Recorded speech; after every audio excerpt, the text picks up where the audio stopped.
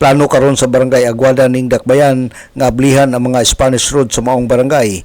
Kini ang pamahayag ni Barangay Kapitan Leo Pigalan atol sa pakighinabi sa DXDD News Team ug sa mga kauban sa media. Matud pas Kapitan nga adunay say nadunggan nga adunay mga Spanish Road sa barangay Aguada mao nga usa ni siya sa mga priority nga iyang gihangyo sa syudad pinaagi ni City Mayor Sam Norman Puentes. Ug kung matuman kining maong plano makatabang kini aron maluwag ang dalan ilabi na ang dalan gikan sa Shell Station padulong sa crossing sa Catholic Cemetery ang nahimong one way kini. Busa kung mahinayon ang maong plano dako kini og gikatabang sa barangay ug sa mga motorista. Ang i-prioritize ginako ni Mayor Sam nga ma-open ako ang mga Spanish Road diri sa Aguada kay murag nakadungog ko nga akong nahibalan po na base sa akong kawalingon nga pagsabot na yung mga Spanish Road nga kinanglan abrihan kay labi na kay apektado ang uban gumikan aning one way na to.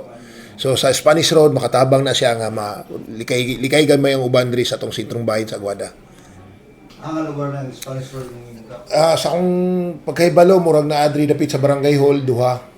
So naapod diri dapit sa padulong og Laurel di ko sure og mao ba na pero sa City Hall na to Si Barangay Kapitan Leo Pigalan sa Barangay Aguada. Nang hinaot si Kapitan nga sa dili pa moabot ang barangay og iski eleksyon matuma na ang maong plano sa pag-abli sa mga Spanish Road sa Aguada.